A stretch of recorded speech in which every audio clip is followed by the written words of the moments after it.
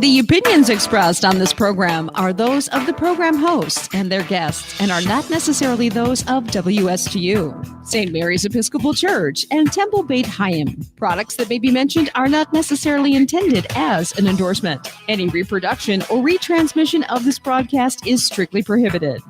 And now, WSTU presents a priest and a rabbi. Call in with questions and comments at 220-9788. 220-WSTU. Now, here's your host.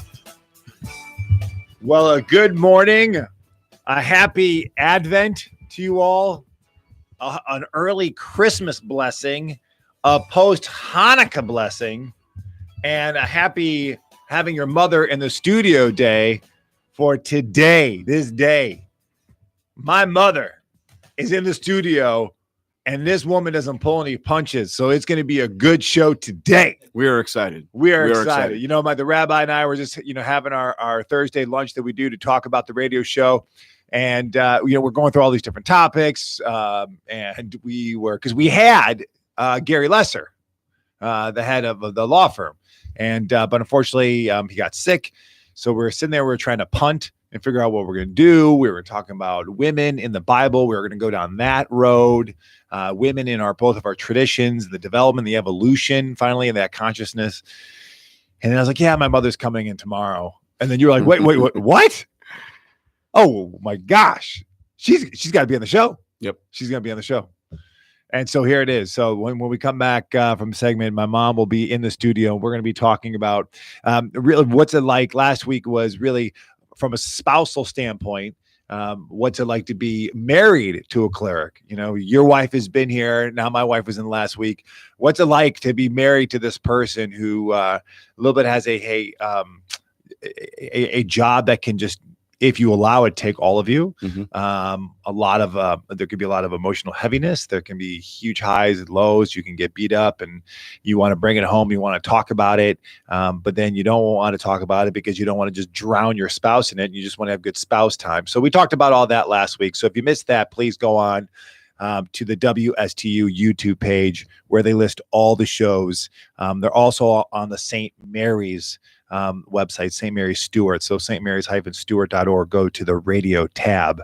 But we'll be talking about today, what's it like to be called, and getting some insight from my own mother about what was it like to really see her own son from kindergarten on, and did she see this coming, and then reflect, Rabbi, on you as well about your parents. Did they see this coming of you being not only just an attendee, a congregant, but a leader of a rabbi. So before we do that, we always we like to start off our show sometimes with, is it awkward? And today's Is It Awkward? I think we have a good one from you. You've had two of them in a row. And was it this morning that you had? So I tend to get it almost every morning. I am a passionate coffee drinker. I do not buy Starbucks. And again, it's nothing against the company itself. I just find that coffee very bitter. But I do enjoy Dunkin' Donuts. And every morning as I drive into, I drop my two kids off at elementary school. I bring my other one down to the temple. And for the last few days, there, as we know, after Thanksgiving, it is really the heavy sell, the hard push for Christmas. And as I roll down the window to pay for a iced coffee and a few munchkins for my little munchkin, the gentleman who is the worker at Dunkin' Donuts will roll down the window and say, "Oh, are you excited for Christmas?" And I try as best I can, because I think that it is an educative moment to be able to kind of say, I'm not Christian. I'm Jewish, and we already had our holiday. We'll have others in throughout the rest of the course of the year. And he looked at my 2-year-old and said, "Have you been naughty or nice? And are you excited to see Santa?" And my 2-year-old kind of gave this look and said, "No." Okay, I said, "Okay, let's be nice." And she said, "Well, I'm Jewish." And seeing the guy's response, which was, I think, a little bit of mortification of, I've kind of stepped in it, to be able to say, the response was really not given, because I think he didn't really know how to respond. And it's been a series of weeks of going over this. My favorite was a couple of years ago. We on Christmas had gone to the New York style deli, known aptly here in South Florida as 2J's. Mm-hmm. And one of the servers had come up to the family and said, Merry Christmas, and we hope that you have a great day, and what's your Christmas been like? And at that time, my now 7.5-year-old had kind of looked and said, well, we don't celebrate it. I said, okay, you don't need to be rude. And she said, I'm not being rude, Dad. Isn't it the other way around? Aren't they being rude to me for not recognizing my holiday? And I said, okay, but they don't know. You're not visibly Jewish. And I remember when the gentleman had said, oh, well, I'm really sorry. Happy holidays. And my kid had turned and said, thank you. But remember, I'm Jewish, so I celebrate something different. And I've always wanted my kids to have this understanding of a strong Jewish identity, for them to know who they are and what they are, and to be comfortable in their own identity, but at the same time to be respectful of other traditions. So it's always been, and as Jews, I think we have a very difficult and challenging time around Christmas, because we tend to lead up to around this season, our Hanukkah time, where we really promote it, we talk about it, we're excited about it, but we don't really get that 6-week opportunity for Christmas to really revel in it. And the other day, my daughter had said to me, Dad, I'm really proud to be Jewish, but we get it better than those Christians. So I said, well, what do you mean? And she said, well, Dad, for Christians, they only get one day. They get one day of Christmas. We get 8 days of Hanukkah. How amazing is that? Why don't they come to our side? They get 8 days. And then my other daughter, my middle child, kind of said, well, but don't they get 12 days of Christmas? Oh, boom. So we kind of went backwards and forwards on that. And my older daughter said, yes, Maya, don't worry. They, although it's the 12 days of Christmas, remember that they traditionally only get like one present under their tree. We get a present every single night. How wonderful it is to embrace that. And I just thought, it's a healthy conversation to have that, especially at such a young age, for our kids to understand, religious sensitivity, religious understanding, and that type of stuff. Yeah, it's we've talked about this before, especially where we live right now. I mean, it is a pretty homogenous area, especially when you come down to faith and come down to religion, even though that Martin County ranks in the top 10 for the most unchurched. But then again, that stat is not including all religions. That's a Christian stat of saying the most unchurched areas in the country. But still, it is, we live in a very homogenous area, which is mostly white and mostly Christian. And so I applaud your daughter who's got the chutzpah, who's got the strength to just speak up and say something, because sometimes you got to say things. And I know my wife, as there's many times, she's an African woman, and there's just things that are said that you have this choice. That do you want to push back? Do you want to say something? Do you kind of want to make a scene? Do you want to be labeled that person? And often or not, my wife's got pretty thick skin where she'll just be like, she'll just shake her head and just move on. But I think there comes a point where, you do have to speak up, not because you need to fight back. It's not that. It's just raising social consciousness. Mm-hmm. It's just raising this cultural IQ that we desperately need, that sometimes just comes a lot more organically when you grow up in a place like where my wife grew up in New Jersey, where you see everything. You have Muslims and Hindus and Jews and Christians, and everyone's just everywhere, and everyone just kind of just does life together. including public transportation, where you just crammed in together and it works. I think, and to me, that's God's kingdom, and the importance of raising that social IQ, raising that cultural IQ, that cultural incompetence. Why diversity is so important, not because yay diversity, we just want to celebrate everyone. It's the truth of God's kingdom, and it allows us to explore all the different multiple layers of who we are as God's children. So there's we could probably go on and on with other is it awkward moments that your family's experienced. I know I've been visible to what my wife has experienced here from time to time, but I'll allow her to come on air to speak about those. It's and I think around these times of the holidays, it gets a little more, it gets brought out more. And some people, you hear the comments of like, I don't want to say happy holidays. I don't want to say happy holidays. I believe in Jesus. I'm going to say Merry Christmas. Yeah, you can. But to me, Jesus had a tremendous amount of acceptance and welcoming of people from beyond the Jewish tradition, and used people in parables of folks who were from outside the Jewish tradition to teach us of the way of the walk. So for us to kind of shove down our holiday upon others, or not assume that everyone's on board, I don't know. It's just cultural competency, not to assume, because then you get a little girl who's like, well, you don't care about me. You're just assuming. So that's our is it awkward statement. So before we go to commercial, we want to do a little catch up here. We've always had these challenges, the Rabbi and I, of how we can bring pop culture into our sermons, into our teachings. And you nailed it, my friend, because you got called to bring in 90210. And then I've been left over yet to still bring in the theology of Alyssa Milano into my sermon. Well, we got to remove the whole notion that it's not the aim of the show of this program is.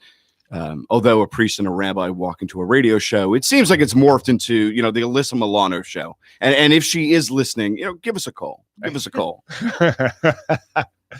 Yeah, I'd love to hear your insight. Would love to. You were the first woman I fell in love with as a kid. Yeah.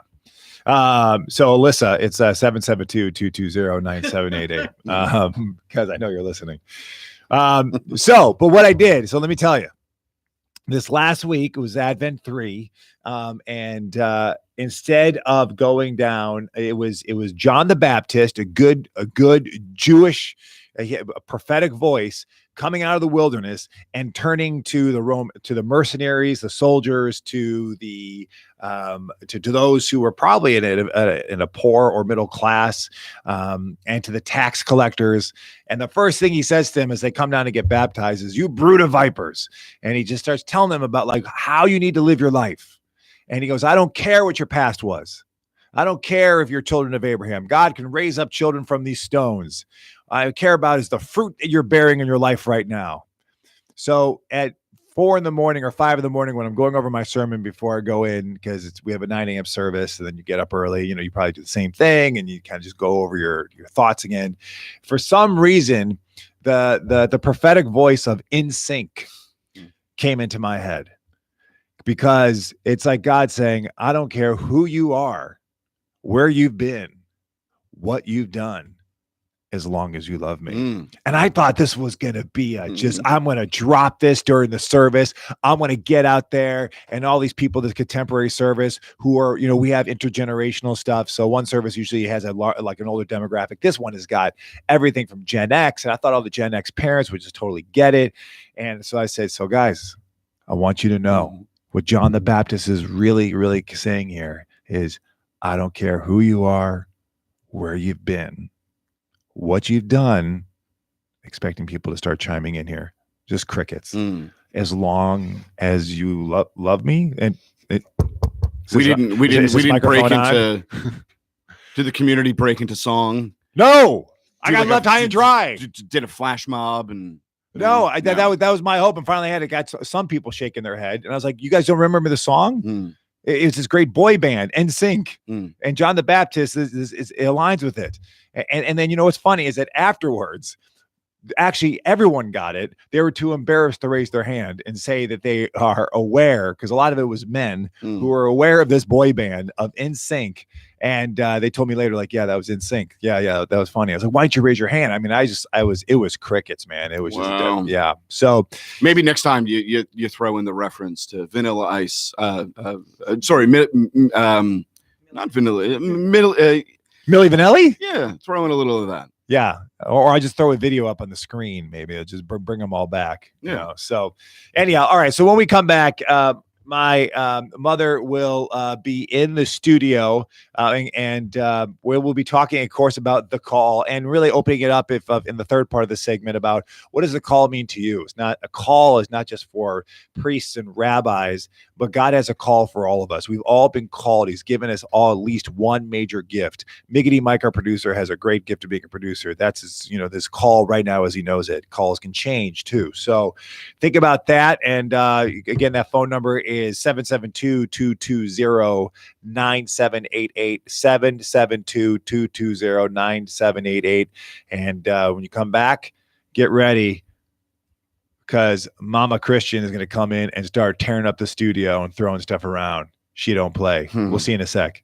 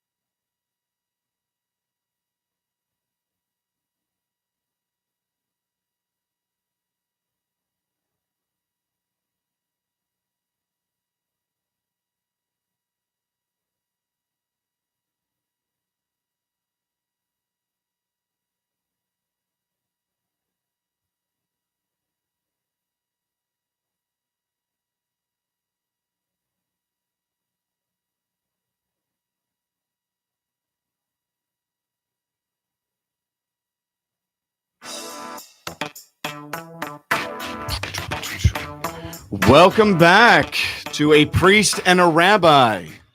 As we come back here to our program, and as Father Anderson had mentioned, and as we explore through the show, that last week we had your beautiful and fantastic wife talk about what it was like, what it is like to be married to a man of the cloth, and looking at it from the perspective of a spousal relationship, to now, today, having the extreme and pleasurable honor of having your mother here, from spouse to the source, to finding out what it was really like raising a rather tall child into the priesthood. So it gives me great pleasure to have here Father Anderson's mother, Lila, to join us in the radio program.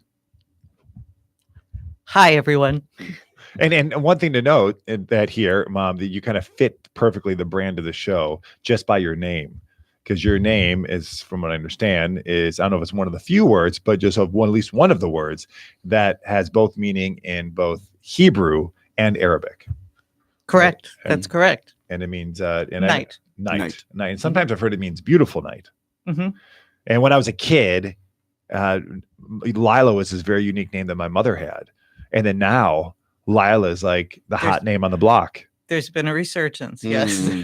Lila, Layla, So look what you did. Look what you've done. Okay. Trendsetter. Yeah. So Bob, we wanted to, it was, as you know, as the rabbis really pushed for you, the rabbi really pushed for you to be here. And we little pushing and pulling. We got you while we were WhatsApping last night, while you were sitting on while you're on the plane, wondering if you're going to get out with the weather. And it was God's will for you to be here and to talk about this idea of witnessing and understanding. And what was your take on this whole thing of like, what? My son wanting to become a priest. So Rabbi, I know you had, I've heard it's part of your story here, but I know you had some questions burning on your heart about this. So, I always find it interesting, especially with clergy members to really go back to the early beginnings, from birth to, growing up, so, Ms. Anderson, what was it like? Raising a son, while at the same time, projecting into the future, your son would become, the preeminent priest here in Stuart, Florida. Did you recognize at an early age that you felt that this was the path to which your son would take, or did it come out of thin air? Was it something that, what was that like for you? Actually, yes, I always knew that Christian would eventually, sooner or later, end up being a priest, because from a very young age, he was amazingly devout. When I would walk Christian and his sister to the bus stop, he would walk in front of us. And one day I turned to my daughter and I said, "What's he doing? Why does he always go in front of us?" And she said, "Oh, he prays before we get to the bus stop." And he was just a little bitty kid then. He was like 5 or 6 years old. So yeah, I always knew that that's where he was going to end up one day. Wow. I never knew that story. Really, honestly, I never knew that story. True. It's true. I mean, to me, the only thing I can lean back on was writing a letter to grandma at one point at 10 years old, just saying, I'm thinking about becoming, maybe one day I'll be a priest, but it wasn't really this huge proclamation. So all from that point forward, it was in the back of your mind that at some point this might happen. Yeah, because your relationship with God was from what I could see, was a very deep and mature one from a very young age. And it was always a major part of your life. Wow. Always. And I'm not saying that you weren't like a wild one. Now we want to get into that wild one. You were wild and crazy, but still, there was that centrality of faith and devotion. Wow. Yeah. You never stopped going to church. In fact, he used to drive me crazy about church because there were Sundays I'd get up. I didn't feel like going to church. At 2:00 in the afternoon, there's Christian saying, we can go to the Catholic church. There's a 5 p.m. service. No, I don't feel like it. Wow. And he would go by himself. And for you, in terms of what you brought to the family, in terms of your vision, your ideals, the strong values and ethics, in terms of participating in church activities and making the church a focal point of your life, that has always been very strong with you. Yes, it was. Both my husband and I were very active in the church when the kids were little, and we felt that was a good environment for them to be in. Wow. So yeah, Sundays we spent a large part of the day at church. We were there probably once or twice a week otherwise, because we're either involved in church governance or, just service. Christian's dad was a very active member of the choir. So we spent a lot of time there, and both Christian and his sister loved it. Wow. I think that was key, is that we actually enjoyed it. We enjoyed the whole experience of it. We might not have known exactly what was going on, but we enjoyed the liturgy. We enjoyed all the colors and the smells and the bells, and we were acolytes. And I think that made a real big impact. I think. It was a small enough church. It was like 70 families. Okay. So that people got really close, and it was a good vibe. Yeah. Yeah. But during that, now how did that weigh? Where because I know, Rabbi, you're going to ask this question. Mhm. How did that weigh with all the wildness that you saw going on? Were you just like, well, maybe he's not going to be a priest because he's kind of a little No, washed I up? never thought that, because kids were kids. I mean, Yeah. And so was there a because at home, would we be having deep conversations and talking about God a lot at home? usually initiated by you, Christian. Yes. Like inquisitiveness or Yes, inquisitiveness. and then asking you and Dad Yeah. about it. Yes. Yeah. So a little background, my mother was raised in the Catholic Church. My dad was raised in the Lutheran Church and in the Church of the Arts, because that was really their big institution that my dad's family came. And then so they decided upon the Episcopal faith that happens, because that met in the middle, really as a way of meeting in the middle. And so that's where the Episcopal part comes in, because it just combines the beautiful liturgy and takes the liturgy of the Catholic Church. It takes more of a progressive approach to the theology. And it's kind of not as far Protestant as the Lutheran Church is, but has many of those Protestant from the great protest that happened from the Protestant Reformation, has some of the theology from there. And even in which was pretty foreign to me, because as I was telling Christian earlier, I was raised in an Orthodox Jewish neighborhood. And at Christmas time, it was easy to find our house because it was the only house with lights on it. But I grew up knowing a lot about that faith and feeling very close to it. And it was the Protestants who were the other in my life. Wow. Yeah, you always said that you felt closer to Judaism. Oh, yeah, absolutely. Interesting. Yeah.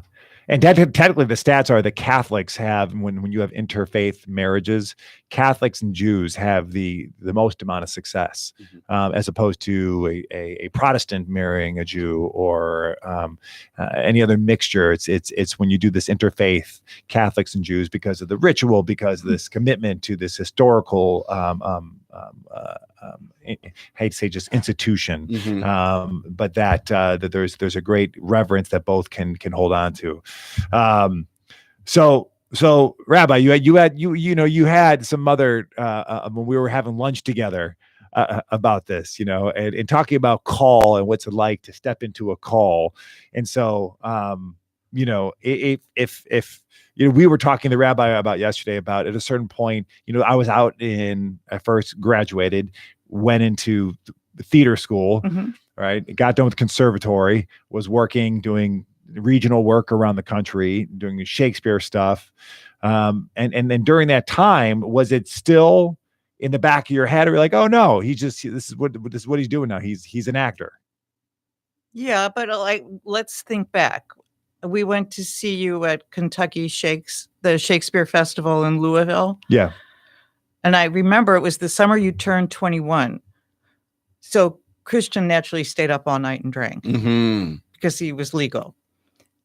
Like one or two. Guess where we were at 10 o'clock the next morning? In church at Christian's instigation. Wow. I mean, where else would we go? He's dragging us all to church. Just to get over that night of drinking. Yeah. Is to absolve oneself. Well, I mean, you just have like when you have one or two or whatever, But the point is you were in a different environment with your peers, going full force for the theater, but you still went to church every Sunday. And as I recall, when we walked into that church, everyone knew him. So it wasn't like you were just dropping in, you were engaged with that community. Wow. Right. But do you think that you and Dad and Camille had help with that formation or that push, or do you think sometimes you guys are trying to like put a little brakes and be like, hey man, can you just relax on this whole religiosity thing and just chill out a little bit? Because there'd be times I remember I was fasting during Holy Week, and I'd just be eating bread, and you guys would be like, would you just eat? Are you serious? Jesus died and rose from the grave. You're good. You don't have to fast every day. So what I remember sometimes is, of course you guys were supportive, but times would be like, hey man, I think you need to kind of like just take it easy. Yeah, absolutely. Yeah. I mean, especially during Holy Week. Especially the fasting. I used to worry because you were still young. Mm. You need to eat. And you see how tall he is. Mhm. You got to feed that thing. Yep, absolutely. Yeah, I think a big thing that happened was when my grandmother passed, who we really was the holy matriarch of the family. So we still look to her that you if you want to just pray to grandma, because grandma has a direct line to Jesus. But when she passed, she had all these books, all these religious books, and she had icons and she had stuff. And so my mother gifted them to me. And that really helped also start to like learn about theology and understand about theology and start to read Thomas Merton and some other good Catholic theologians to really, put it together. But that's a huge jump from working in the entertainment industry to serving the community, right? And I mean, in some semblance, it's semi-similar, right? I mean, ultimately, we're in the profession to inspire, to engage. What better way than of a previous life in the entertainment industry to drum up that excitement? But again, it is a quite a big jump from working from a Shakespeare company to being an Episcopal priest. So when your son had come back and said, Mom, I'm entering into the priesthood, was it a shock? Was it one of, I now see the ways in which I've raised my son, that these are the important factors, environmental, familial, those things that we've instilled in our son, and this just seems the natural path of where life would take? Yeah, that was pretty much my reaction. It's like, okay, so you're finally doing it. I knew this day would come. Wow. You were that certain, and probably more certain than Dad or Camille. Yeah. Oh my gosh, I'm kind of flabbergasted. I didn't know that it was so certain for you. Oh yeah, and I told other people. I mean, I told friends and stuff over the years. Yeah, I know this is where he's finally going to end up. Like years ago, like 10 years ago, you told people this. Yeah. Even when I was in the entertainment industry. Yes, and your cousin Pam. I remember she said to me, "Is Chris? Do you think Christian has the call?" This was when you were like 20, and I said, "Yeah, he's going to wind up there." Oh my gosh. Wow. Which is amazing that my mother would, not push that upon me. You still allowed me to explore and to develop and follow the call that I had at the time in the entertainment world and doing all the work that was there. But not saying, Christian, I'm just going to tell you, this is where you're going to end up, until it became more purposeful, until I was really going through the process. Because the Episcopal Church, you have to jump through so many fiery hoops. It takes like 3 years before you can even get to seminary. And during that time, I think you started to talk about more about your thoughts on it, your thoughts on the walk, Yeah. So I got to say that a lot of times my mom and my dad, I lean on a lot. So having a priest in the family, you would think that maybe sometimes they might come to me, but I go to them because they're so bright and they have a good sense of theology and a great sense of theology that I go to them a lot of times for insight, for sermons, for teachings. Because they're both so well read and they have strong faith, very strong faith. But my mother always never, and my dad never thrust it upon us. We go to church, but as in the beliefs and stuff, you guys always allowed us to find our relationship with God on our own.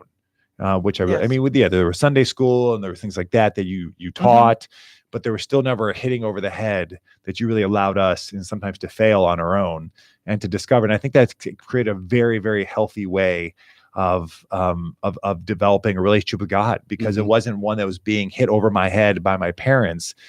They just created the structure and said, here's this place to go, this spiritual gym. And then you start bouncing around the questions and you form your own relationships with it. Remember, a lot of that was a reaction on my part to my Roman Catholic upbringing, where there's a lot of guilt and there's a lot of fear. And I wanted to be very careful not to have that kind of religion be a part of my children's lives. I wanted it to be a matter of free will and joyful. Yeah.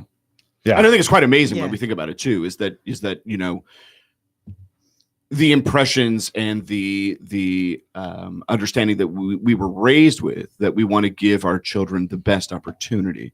And I think when some of those challenges present itself, to be able to say, how do I internalize this? What meaning can I make sense of this?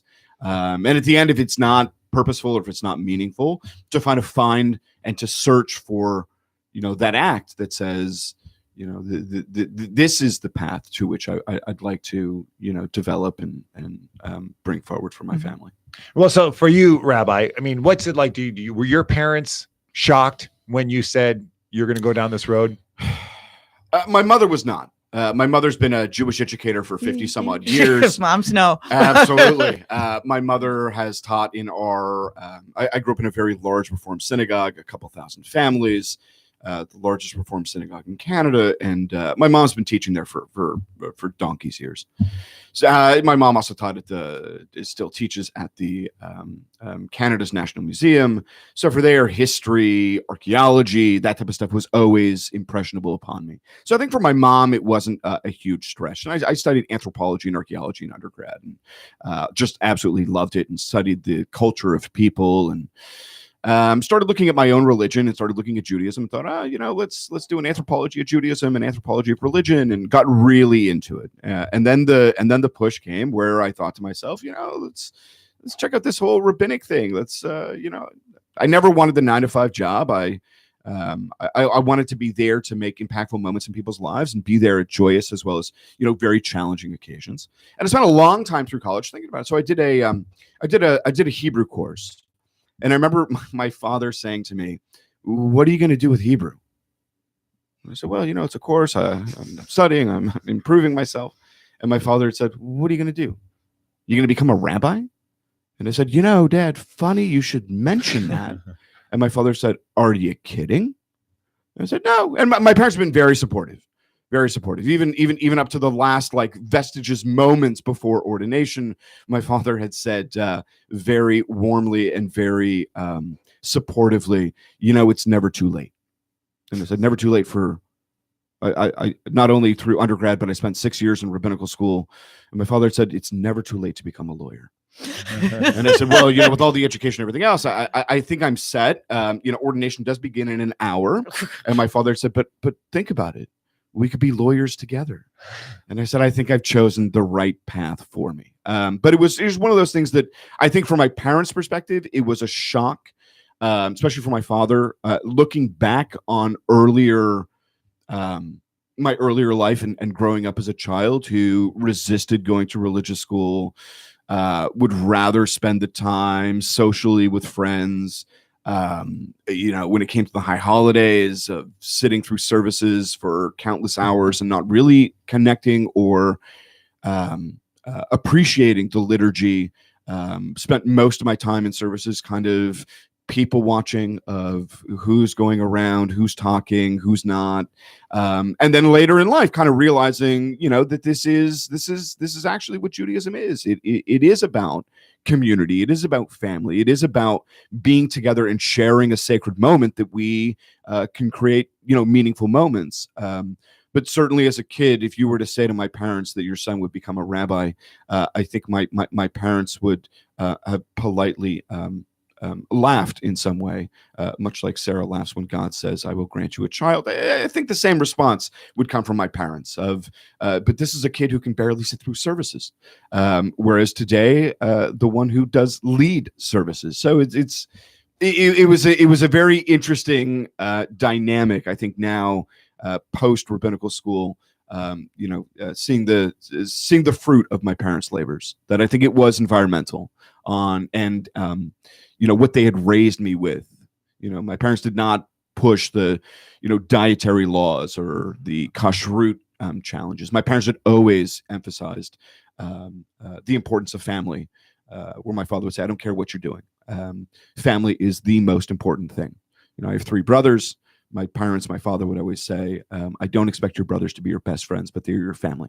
And I speak to my brothers all the time, and we have a very, very close relationship. But for my parents, it was always the the values and the ethics of being a good and deserving person, to help those in need, to support those in our community as well as the wider community. And that to my parents was tantamount to anything we did. And I think that a lot of that kind of spilled into, the rabbinate that I have today, and still growing from and still learning from.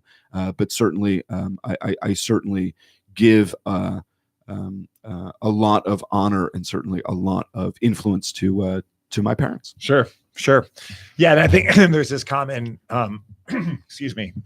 commonality of this environmental aspect of the house that we're raised in, and this freedom that's given to us. There's values that are instilled. There was values that were instilled in my house about family and until soccer took over, was always that family dinner as well. But really the root of good family values, but also just good values of seeing my parents being so generous, being such givers, of being great with charity, of service, and of love of neighbor. So those values that are practiced, that we lift up as being followers of Jesus, but then not hitting us over the head with it, allowed us to find our own ways with it. And Mom, you were saying a lot of that came back because of response from your background within the Roman Catholic Church, and not to take some swings at our Roman Catholic brothers and sisters, but your experience, though, that it was obedience is just being tame of how maybe the religion was put upon you. I mean, you went to Catholic school, right? And the nuns weren't sitting there giving high fives to you when you walked into the classroom. No, there was still corporal punishment. And there was a lot of fear in the way religion was taught. If you do this, you will go to hell. That was kind of an overriding theme. If you read. Yeah. And so when we're going to take a 30-second break. And when we come back from a 30-second break, we got a nice revelation about my own mother and her own walk and her own call. That is an interesting take on all of this altogether. And then finishing up talking about just the call in general. How do we all find our own call, whether it is being a handyman or being a lawyer or whatever it is, of listening to where God is calling you. And so I'm curious to know what you all think. So please, your insights on what does it mean to be called, and how do you discover that call? Or do you feel like you've never had a call? You just got up and you do what you do because that's what you do. So it's 772-220-9788. We'll take a quick break and be right back and hear the special take on my mother's own personal call.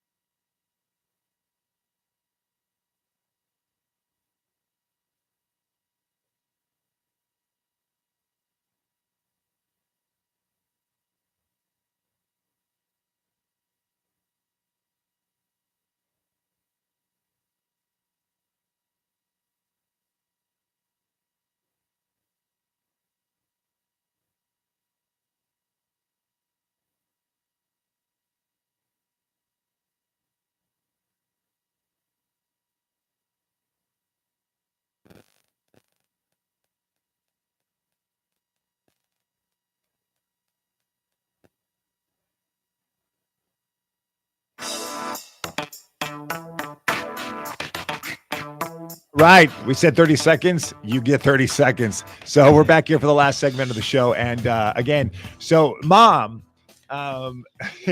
we all have our calls. And in my family, a lot of people, we've explored multiple calls. And a lot of it involved the arts. My sister was a violinist for a long time, and then she was about to go off to France to go study the violin. And the last second, she said, "I'm going to law school." Mm-hmm. My father was a jazz pianist and did a lot of other stuff as well, and then said, "I'm going to law school." And my mother, who was, you had a lot of talents going on when you were at McGill, and whether it was in literature or English and drama itself, of being an actress, mm-hmm. and then you end up going to law school. So, but before that, so I think we share a commonality. So I grew up in Toronto.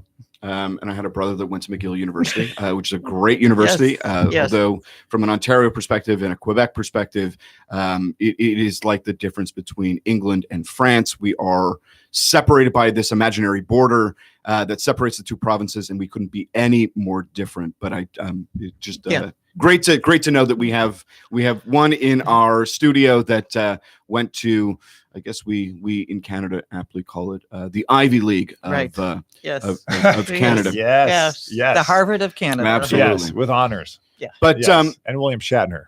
absolutely. We won't go with the Jim Carrey or the other Howie Mandel of Canada. But when I just wanted to pick up on something you had mentioned earlier about that whole notion of punishment, right? And I think I'm not extremely well versed in Catholicism, although was taught Christianity by Karen Armstrong out of England. It was one of those things that, if you do this, you will be rewarded. If you do not, you will be punished. And I think that there's a lot in our traditions that speak to that. And I think as as rational people, as people who think and question and kind of discern meaning from it, is what value does that impress upon us? And I know as Reformed Jews, our liturgy is very much the same. I mean, we have our formal declaration that says, Shema Yisrael, Adonai Eloheinu, Adonai Echad, that hear, O Israel, the Lord is our God, the Lord is one, known through, our prayers in and of itself. And there are 3 paragraphs to the Shema. But what the Reform movement did was they omitted the 3rd paragraph.